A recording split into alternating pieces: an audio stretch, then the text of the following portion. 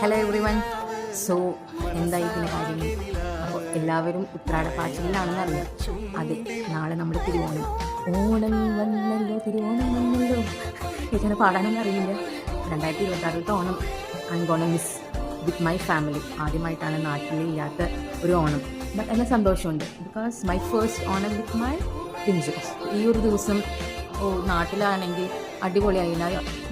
അല്ല, മിസ് ചെയ്യാന്ന് പറഞ്ഞാൽ പ്രത്യേകിച്ച് ഞാനൊന്നും അങ്ങനെ പഴയത് ചെയ്യാറില്ല. വീട്ടിൽ പിന്നെ ഡാഡി മമ്മിയൊക്കെ തന്നെയാണ് ചെയ്യാറ്. പക്ഷേ ഈ ഒരു ഓണം എന്താ പറയുക, കുറച്ചും കൂടി ഒന്ന് ഡിഫറെൻറ്റ് അല്ലെങ്കിൽ ഒന്നൊരു മെമ്മറബിൾ ആക്കണം എന്നൊക്കെ ഞാൻ കരുതിയിട്ടുണ്ടായിരുന്നു.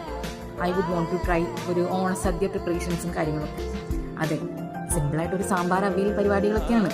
എന്നാലും ഞാനിപ്പോൾ എന്താ പറയുക, എൻ്റെ വീട്ടിൽ വരെ ട്രൈ ആക്കാത്ത നമ്മൾ സാധാരണ സദ്യക്കൊക്കെ കാണുന്ന ചില വിഭവങ്ങളുണ്ടല്ലോ, അത് പലവരുടെ വീട്ടിൽ ട്രൈ ആക്കുന്നുണ്ടാവും. പക്ഷേ എൻ്റെ വീട്ടിൽ അങ്ങനത്തെ ഒരു മെയിൻ കോഴ്സായിട്ടൊന്നും അങ്ങനെ ചെയ്യാത്ത, അപ്പം നമ്മളിങ്ങനെ സൈഡ് ആയിട്ട് മാറ്റി അതിന് ഒഴിവാക്കി വിടുന്ന കുറേ സംഭവങ്ങളുണ്ടല്ലോ.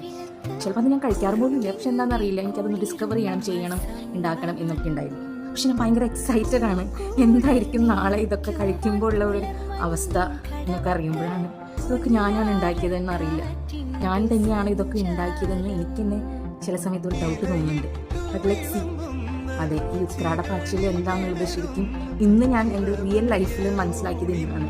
കാരണം വീട്ടിൽ ആ ഒരു സദ്യയുടെ സമയത്ത് മാത്രമാണല്ലോ നമ്മൾ കഴിക്കാറ്. ഇത് നമ്മൾ ആ സദ്യക്ക് വേണ്ട എല്ലാം പ്രിപ്പയർ ചെയ്യുമ്പോഴാണ് അതിൻ്റെ ഒരു ഇത്. പക്ഷേ ഐ ലവ്ഡ് ഇറ്റ്. ആ ഒരു പ്രോസസ്സ് വാസ് സോ ഗുഡ്. കുറച്ച് ടയേർഡായെങ്കിലും പക്ഷേ വാസ് ഗുഡ്. കാരണം ഞാനിത് എൻ്റെ ലൈഫിൽ ഞാൻ ആദ്യമായിട്ടാണ് ചെയ്യുന്നത്. സോ അതിൻ്റെ ഒരു എക്സൈറ്റ്മെൻറ്റ് ഉണ്ടായിരുന്നു.